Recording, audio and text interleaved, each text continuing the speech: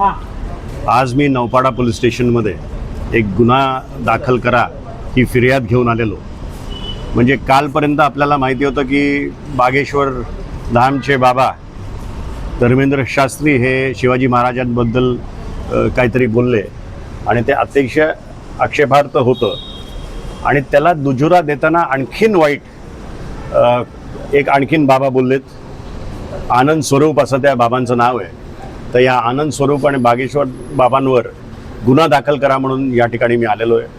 या आनंद स्वरूपबद्दल आपल्याला माहिती द्यायची तर बलिया आणि देवरियाच्या मध्ये सलीमपूर नावाची एक जागा आहे.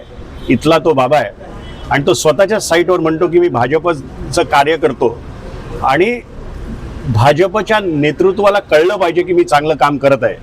म्हणजे अशा पद्धतीने एक प्रश्न मी भाजपच्या नेत्यांना विचारतो की आमच्या महाराजांचा असा अवमान करून त्यांना ब्राउनी पॉईंट्स मिळत आहेत का? की महाराजांवर जर बोललं तर भाजपमध्ये मोठं स्थान मिळत आहे का? हा प्रश्न माझ्या मनात आहे. जे अक्कल त्यांनी स्वतःची दाखवली आहे हे बोलून की महाराज कुठल्याही लढाईतच गेले नाही आणि पेशवे लढाई लढले आणि महाराजांनी त्याचं श्रेय घेतलं, हे निंदनकारक आहे. कुठल्याही परिस्थितीत या दोघांवर गुन्हा दाखल झाला पाहिजे आणि गुन्हा दाखल झाला नाही तर 48 तासानंतर आम्ही रस्त्यावर उतरून नक्कीच आंदोलन करू. मग आमच्यावर गुन्हा दाखल झाला तरी चालेल.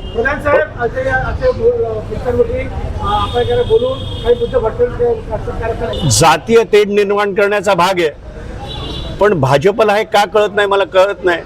आज ते इथे त्यांचं गव्हर्नमेंट आहे आणि मला असं वाटतं की देवेंद्र फडणवीसजी याचा भाग नसतील पण त्यांनी काय ना काहीतरी कृतीमध्ये आम्हाला दाखवलं पाहिजे आणि यांच्यावर किमान काही नाही तर केस दाखल केलं पाहिजे ह्या दोघांवर, अशी आमची मुबलक अपेक्षा आहे. सर, ते व्यासपीठावर स्वतः मुख्यमंत्री उपस्थित होते, मोहन भागवत होते, मग त्यावेळी आक्षेप का नाही घेतला? कारण इतकं वादग्रस्त विधान केलं. पण मी एक सांगू का, हा प्रश्न तुम्ही त्यांना विचारायला पाहिजे. ऑपोजिशन म्हणून आम्ही जास्तीत जास्त काय करू शकतो तर आंदोलन करू शकतो आणि येऊन अशा प्रकारची केस टाकू शकतो. अशा कुठल्या कलमाखाली ह्या केस बसतात ते पण आम्ही लिहिलेलं आहे. त्यामुळे आता याचा विचार व्हावा आणि त्यांना कठोर शिक्षा व्हावी, त्यांच्यावर गुन्हा दाखल झालाच पाहिजे. कारण काय एक अक्कल बाकीच्यांना पण घडेल की महाराजांवर बोललं तर महाराष्ट्र चूप बसणार नाही आणि महाराजांवर बोललं तर तुमच्यावर गुन्हा दाखल होणारच. हा संदेश या नौपाडा पोलीस स्टेशनमधनं दिला तर मी नौपाडा पोलिसांचे आभारी असेल.